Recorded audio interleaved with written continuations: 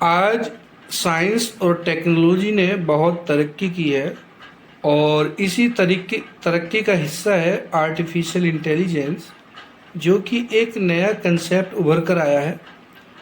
और अगर हम इसकी बात करें कि जो आर्टिफिशियल इंटेलिजेंस है वो क्या है, तो आर्टिफिशियल इंटेलिजेंस को हम आसान भाषा में इस तरीके से समझा सकते हैं।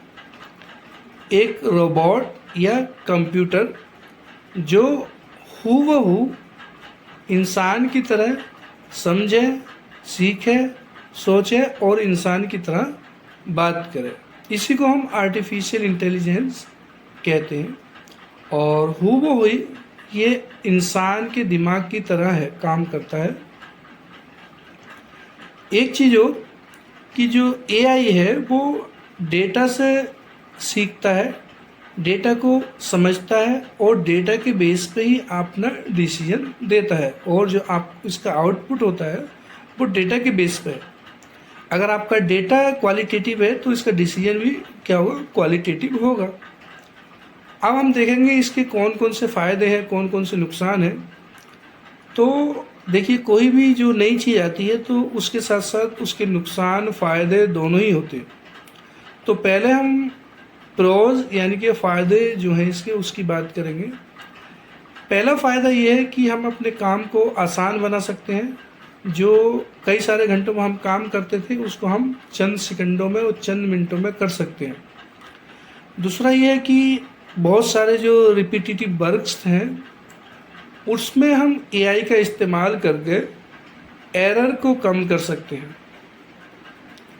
इसके अलावा आप एजुकेशन सेक्टर में इसका इस्तेमाल कर सकते हैं, मेडिसिन में यानी कि मेडिकल लाइन में आप इसका इस्तेमाल कर सकते हैं, रिपोर्ट्स को डायग्नोस करने में, पेशेंट के जो डिजीज़ है उसको डायग्नोस करने में, और बहुत सारे जो ऑपरेशन के टूल्स हैं उसमें आप इसका इस्तेमाल कर सकते हैं।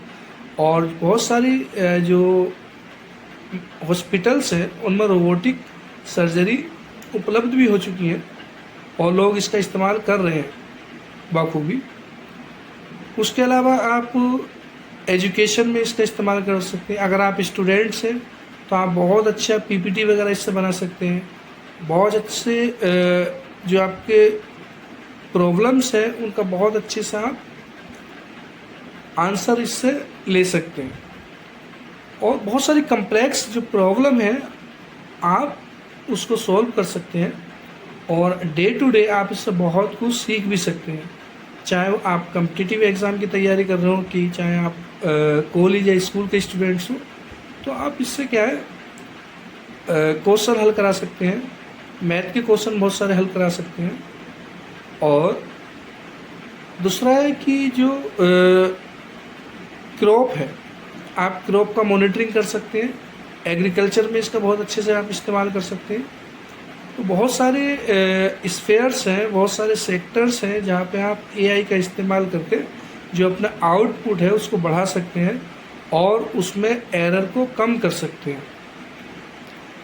अब अगर हम देखें तो कौन कौन से टूल्स हैं जिनका हम इस्तेमाल कर सकते हैं। देखिए, एक गूगल का है, जेमिनी है, चैटबॉट है, परप्लेक्सिटी है और गामा है। बहुत सारे अनगिनत टूल्स हैं जो मैं यहाँ पे रिकॉल नहीं कर पा रहा हूँ, बता नहीं पा रहा हूँ। आप अगर सर्च करेंगे तो मिल जाएंगे आपको। आप अगर वेबसाइट बनाने का काम करते हैं तो आप वर्ल्ड प्रेस को आप यूटिलाइज कर सकते हैं। आप फ्री वाला भी इस्तेमाल कर सकते हैं और प्रो भी इस्तेमाल कर सकते हैं, वो आपकी ज़रूरत के ऊपर डिपेंड करेगा। इसके अलावा अगर हम देखें तो आप और भी बहुत सारे सेक्टर्स हैं जहाँ पे इसका इस्तेमाल कर सकते हैं। अब इसके कुछ नुकसान हैं, वो नुकसान क्या है उनको भी देखना हमें ज़रूरी है। पहला है कि इससे बहुत सारे लोगों की जॉब जा सकती हैं अगर हमने एआई को एडॉप्ट नहीं किया। दूसरा है, एक सबसे बड़ा इशू है कि ये डेटा पे काम करता है, तो एक डेटा का इशू है,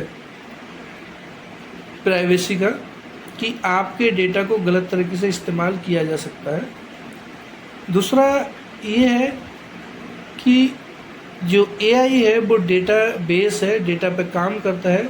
अगर हमने इसको गलत डेटा दिया और गलत डेटा इसको मिला तो जो इसके रिजल्ट्स हैं वो गलत हो सकते हैं।